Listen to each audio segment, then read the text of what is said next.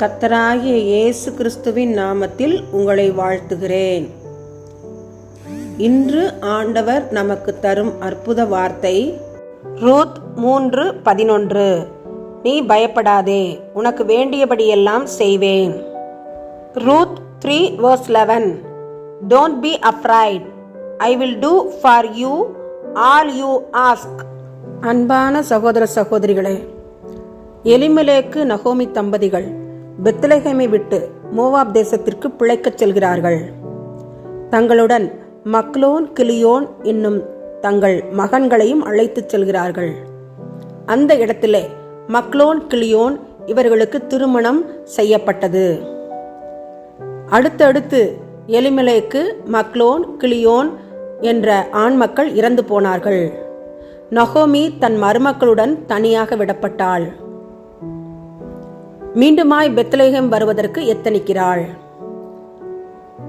ஓர்பால் என்ற மருமகள் தன் மாமி நகோமியை முத்தமிட்டு சென்று விட்டாள்.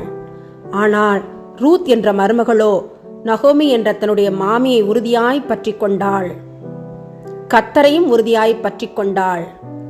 நகோமியும் ரூத்தும் மீண்டுமாய் பெத்லெகேம் வருகிறார்கள். ரூத் தன் மாமியை வீட்டில் விட்டு கதிர் பொறுக்குவதற்காக வயல்வெளிக்கு செல்கிறாள். ஏராளமான சொத்துக்களை உடைய போவாசின் வயலுக்கு செல்கிறாள், கதிர் பொறுக்குகிறாள்.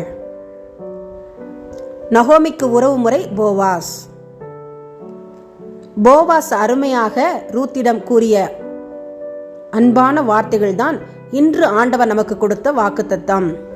ஒரு மனிதன் ஒரு பெண்ணுக்கு இவ்வளவாய் ஆறுதல் வார்த்தைகள் சொல்கிற போது, நம்மை தாயின் வயிற்றில் உருவாகும் முன்பே நம்மை தெரிந்து கொண்டு நம்மை பெயர் சொல்லி அழைத்து கர்த்தருடைய பிள்ளையாக மாற்றி நல்ல திருமண வாழ்க்கையை கொடுத்து அருமையான பிள்ளைகளையும் கொடுத்து ஆசீர்வதித்திருக்கிற தேவன் இன்னும் நம் வாழ்வில் குறைவை கட்டளையிடுவாரோ? இல்லவே இல்லை. கர்த்தருடைய வார்த்தையின் பேரில் நாம் விசுவாசமாய் இருப்போம். கர்த்தர் சகலத்தையும் நமக்கு செய்வார். ஆமென். எங்களை அதிகமாக நேசிக்கிற அன்பின் பரலோக பிதாவே, தருமையான ஜெப நேரத்தில் எங்களை தாழ்த்தி உடைய பாதத்திலே ஒப்புக் கொடுக்கிறோம். துதி ஸ்தோத்திர பலிகளை நமக்கு ஏறெடுக்கிறோம். அளவுக்கு அதிகமாய் செல்போன் பயன்படுத்தும் மக்களுக்காக உடைய சமூகத்தில் வருகிறோம். பள்ளி குழந்தைகள், கல்லூரி மாணவ மாணவிகள் செல்போனை அளவோடு பயன்படுத்த தேவனாகிய கர்த்தர் நீர் கற்றுத்தாரும். பெற்றோருக்கும் உடன் பிறந்தவர்களுக்கும் ஆசிரியர்களுக்கும் கீழ்ப்படிந்து நடக்கிற நல்ல குணங்களை பிள்ளைகளிடம் உருவாக்கும். அளவோடு செல்போனை பயன்படுத்த உதவி செய்யும். அதற்கு அடிமையாகாதபடி இருக்க உதவி செய்யும்.